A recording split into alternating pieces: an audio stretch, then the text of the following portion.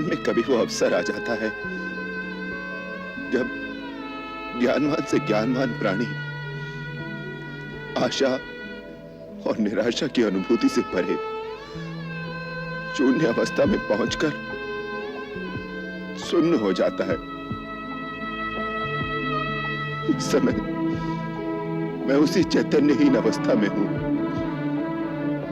मुझे न जीत का भान है न हार की अनुभूति। मित्रता जाति पाति को नहीं देखती महाराज विभीषण। जिसे मित्र कहो उसकी आपत्ति अपने ऊपर ले लो, यही धर्म है।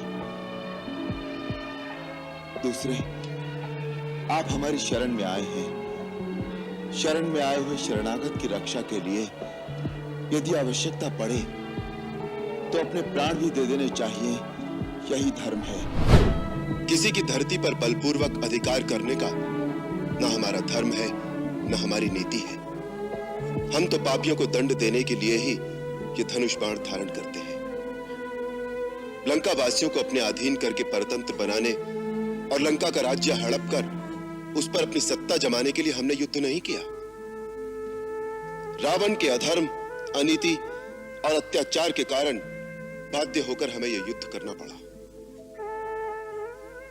लंका लंकावासियों की है, उस पर लंकावासियों का ही आधिपत्य रहेगा, अयोध्या का नहीं। लक्ष्मण, किसी पुरुष का अपना हृदय यदि किसी नारी का विश्वास नहीं करता तो उसे दूसरे किसी के प्रमाणों से भी पूर्ण विश्वास नहीं हो सकता।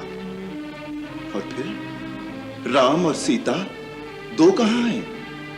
एक ही है। मुझे सीता की परीक्षा लेनी हो तो इसका अर्थ है मुझे अपने पर विश्वास नहीं, मुझे अपनी परीक्षा लेनी है। ऐसा तुमने कैसे समझ लिया कि मैं सीता की परीक्षा ले रहा हूं या उस पर कोई संदेह कर रहा हूं? सीता जो एक क्षण के लिए भी कभी मेरे हृदय से दूर नहीं हुई, जिसे पल पल मैं अपने दिव्य चक्षुओं से निहारता रहा हूं, उसकी पवित्रता और सतीत्व का प्रमाण कोई और देगा क्या मुझे? पिता और पुत्र का नाता प्रजा के मतामत से निर्धारित नहीं होता। इसी प्रकार भाई और भाई के बीच फैसले तलवार से नहीं किए जाते। भरत को मारकर जिस राज्य की तुम कल्पना कर रहे हो, तनिक सोचो कि उसका परिणाम क्या होगा। यदि अपने भाई ही ना रहें तो राज्य के सुख भोग में क्या आनंद मिलेगा। यदि मेरे सुख में तुम तीनों भाइयों का भाग ना हो तो वो सुख मेरे लिए विष के समान है।